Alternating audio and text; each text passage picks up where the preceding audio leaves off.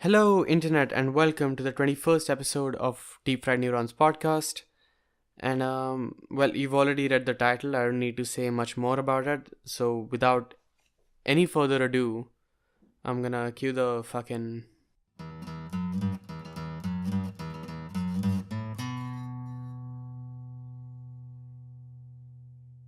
I was going to title this video, this is like podcast, that this is definitely not about Kashmir. Um, Mainly because I did not want the hassle that comes with talking about Kashmir. I don't know if you know this, but if you want to get into controversy, the one thing you need to do is talk about Kashmir in any capacity, and at least one person will be offended by what you say or what you do. The reason the debate has become hot again is because in an extremely tragic event of extreme cowardice by Jaish-e-Mohammed, um, 44 CRPF Jawans were killed in a terrorist attack up there in Kashmir in Pulwama, and the already emotional issue has gotten even worse now. Historically, what happened is that back in 1947, when the British left finally, altogether tying the Indian and Pakistani history inadvertently to themselves, they created Pakistan and India, and Kashmir wanted to be an independent state at the time, which was completely fine. Until, I mean, Kashmir also wanted to be the Switzerland of the East, and they were determined to make that goal true until Pakistan invaded Kashmir in 1947. Now, Pakistan's explanation for this is because they wanted a Muslim majority area inside their territory, and they wanted to join their physical borders with China.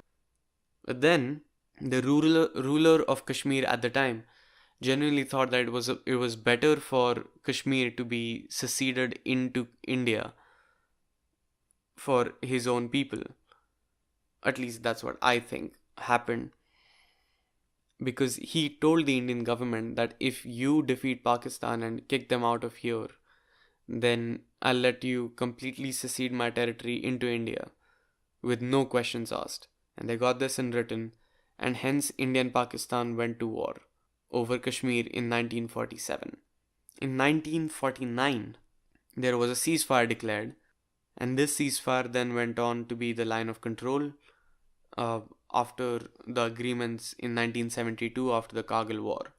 And ever since, India and Pakistan have both claimed the territory, and I'm only allowed to show you one map because my government maintains that's the right map of the country. Both India and Pakistan show it to be Kashmir to be a part of their country in their recognized maps, by the way. Remember. And all the other people use these dotted fucking lines everywhere, which I'm not gonna show because I don't want to get in trouble.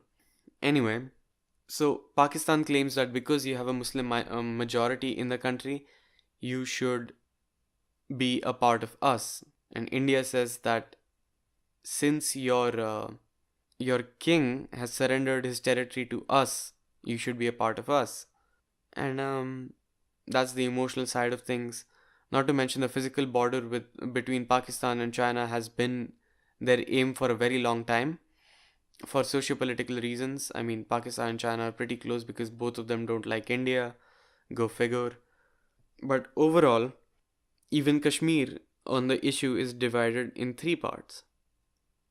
There is a part of Kashmir that wants to join Pakistan in Pakistan occupied Kashmir, or this side of the border,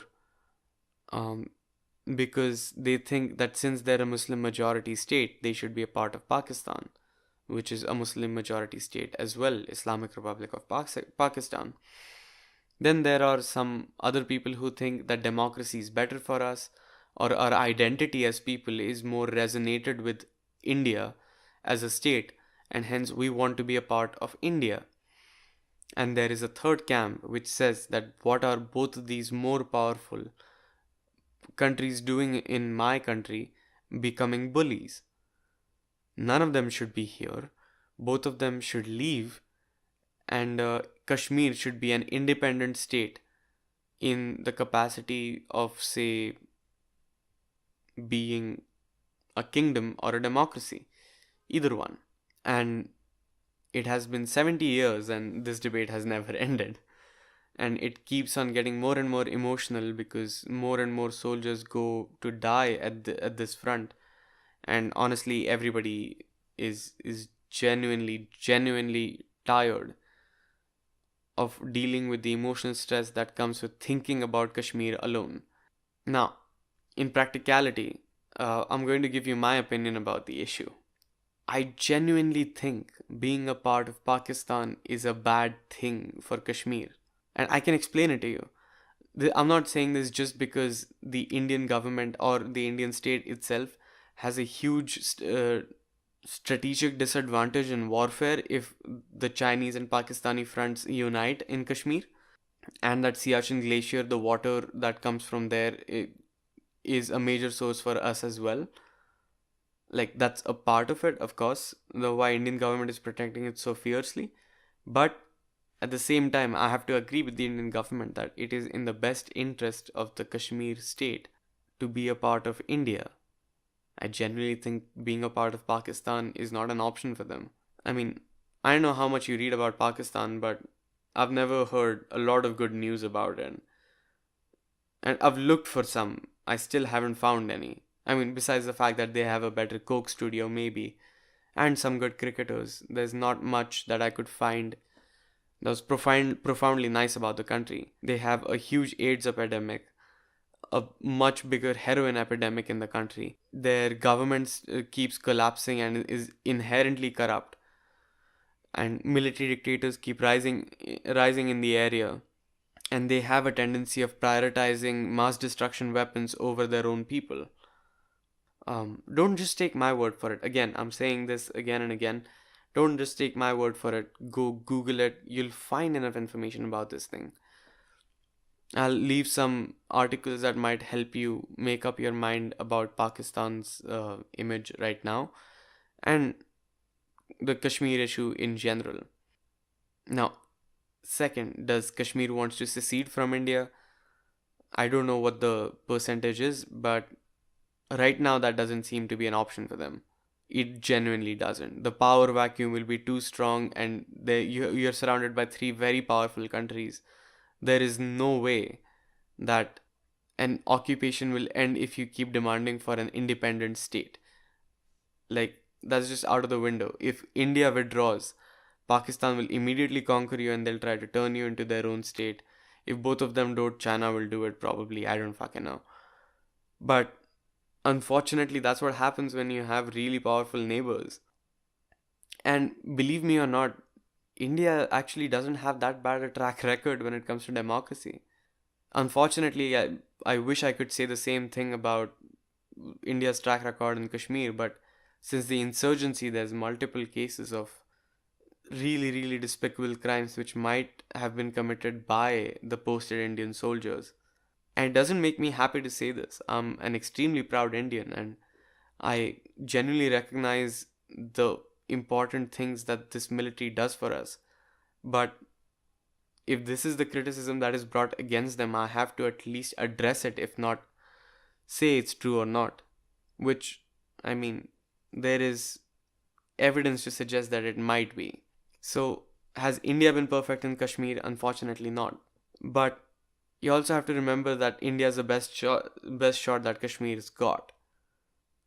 There is a possibility, a strong possibility that India could be vetted and brought under control and finally help the state of Kashmir to achieve the economic prosper it needs to define its own will.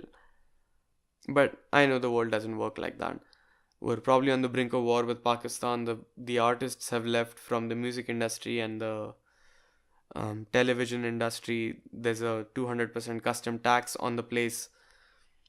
Things are getting uglier and uglier by the day. Imran Khan wants to retaliate to an attack by India.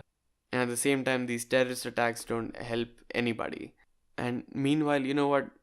I don't know what the politicians think or the military thinks, but the common man is worried. In the end, when the CRPF Jawans die, remember that they're one of us. They grew up in Pune, in UP, in Lucknow, in Mumbai, in Kolkata. They probably went to the same school as you, but that's who they are. Now, I would generally urge the diplomats of this country in general to think about it from calm minds and help us out. We know, like, I know, I saw a few posts. I think the Logical Indian made those posts on Facebook where there were a bunch of Pakistani kids condemning their government for aiding the Pulwama attacks, which is a good thing, by the way. If you hate the Pakistani government, that's a good thing. At least to me, if they're even remotely involved in this incident, then I have to agree. And, well, I genuinely wish I would have made that dog story now, because I don't know if I leave this in the edit, but I'm genuinely scared to put this episode up. The public discourse about this issue is horrifyingly bad. Like, there are people being lynched and being punched in public for talking about this thing. Okay, that's all I have to share today. And you know what? Write your opinion in the comments. I'll at least read it. If I won't debate with you. I can't promise the last one, but I'll debate it with you if you want. And take care. I'll try to bring you a story the next time. And have fun. Goodbye.